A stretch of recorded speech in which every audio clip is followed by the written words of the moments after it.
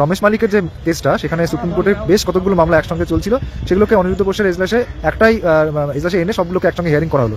সেখানে আপনি কোর্টরুমে উপস্থিত ছিলেন, এই বিষয়ে আপনি একটু বলুন।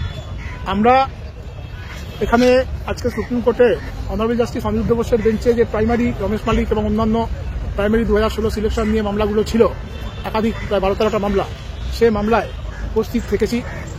জজ সাহেব আজকে কোনো অর্ডার দেননি, যেটা উনি একটা মত প্রকাশ করেছেন জজ সাহেবেরা, যে অন্য মামলায় অর্থাৎ ওই স্কুল সার্ভিস কমিশনের মামলায় গত 9/11/2023 যে জজ সাহেবরা এখান থেকে সমস্ত মামলা ডিভিশন বেঞ্চে শুনানির জন্য পাঠিয়ে দিয়েছেন প্রোটেকশন দিয়ে, সেই ধরনের প্রোটেকশন দিয়ে জজ সাহেবরা আগামী শুক্রবার এই প্রাইমারি সিলেকশনের 2016 সিলেকশনের মামলাগুলো কলকাতা হাইকোর্টে ফিরিয়ে দেওয়ার মতো কথাই ভাবছেন। তার জন্য সমস্ত মামলা আবার আগামী শুক্রবার রেখেছেন। আমরা সম্ভব হলে, যেহেতু আমাদের কোনো নির্দিষ্ট মামলা এখানে নেই ক্যান্ডিডেটদের, আমরা যারা 32,000 এই যারা প্যানেল থেকে অ্যাপয়েন্টমেন্ট পেয়েছি, তাদের হয়ে আমি এখন মুকুল স্যারের সঙ্গে বিকেলবেলা কথা বলবো যে আমরা এখানে একটা আইএ ফাইল করে সেই মামলায় মুকুল স্যারকে দিয়ে আমরা ইন্টারফেয়ার করবো কিনা। অলরেডি মুকুল স্যার ওখানে কিছু মামলা হয়তো আছেন। আর আজকে আমরা যে জন্য দিল্লিতে এসেছিলাম, মূলত যে মৌটুসি রায় রিপিটিশনের সিভিল বেঞ্চের যে অর্ডার হয়েছে, সেই অর্ডারটা ডিভিশন বেঞ্চকে ওভারল্যাপ করে হয়েছে বলে আমরা মনে করি। এবং যেহেতু ডিভিশন বেঞ্চের মামলা রায়কে ওভারল্যাপ করে সিভিল বেঞ্চে রায় হচ্ছে, এবং এই একটা মৌটুসি রায়ের মামলা না, হয়তো আরও এরকম অনেক একই রকম মামলা আছে বা হতে পারে। এইভাবে তো দিনের পর দিন অনির্দিষ্টকাল কোনো দিশা ছাড়া এই এত ক্যান্ডিডেটদের ছেড়ে রাখা যায় না। তাই আমাদের মূল উদ্দেশ্য হলো এখানে যাতে 2016 প্রাইমারি সিলেকশনকে চ্যালেঞ্জ করা যে কোনো মামলা ওই স্কুল সার্ভিস কমিশনের মামলার মতো একটি নির্দিষ্ট ডিভিশন বেঞ্চে হিয়ারিংয়ের ব্যবস্থা করা যায়, তাহলে এই অনিশ্চয়তা থেকে আমরা রক্ষা পাবো। এবং আজকে অনারেবল জাস্টিস অনিরুদ্ধ বোসের ডিভিশন বেঞ্চে জজ সাহেবদের যে মতামত, সেটা সেই দিকেই আগামী শুক্রবার যাচ্ছে।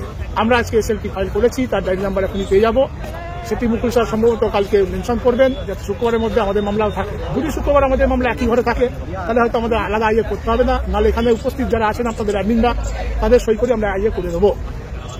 যদি ডিভিশনে যে মামলাটা আমাদের অলরেডি চলছে সৌমেন সেন স্যারের এজলাসে, সেখানে আমরা যে প্রিয়াঙ্কা নস্কর মামলায় আমরা যথেষ্ট ভালো জায়গায় রয়েছি।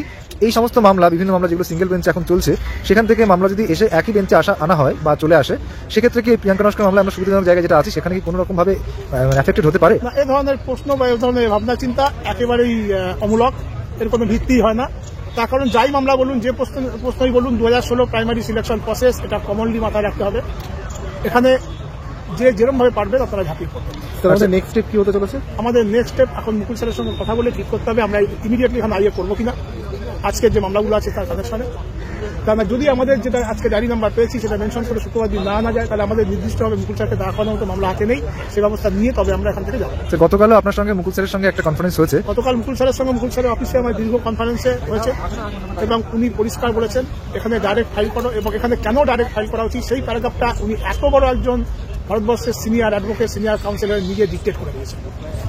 আমাদের তার মানে এখান থেকে আমরা এটুকু নিশ্চিত হতে পারি যে সিঙ্গেল বেঞ্চে যেভাবে স্ক্যাটার্ড ওয়েতে বিভিন্ন মামলা চলছে, সেখান থেকে আমরা একটা পরিত্রাণ পাওয়ার জন্য আমাদের সকল প্রচেষ্টা। Thank you sir. ধন্যবাদ।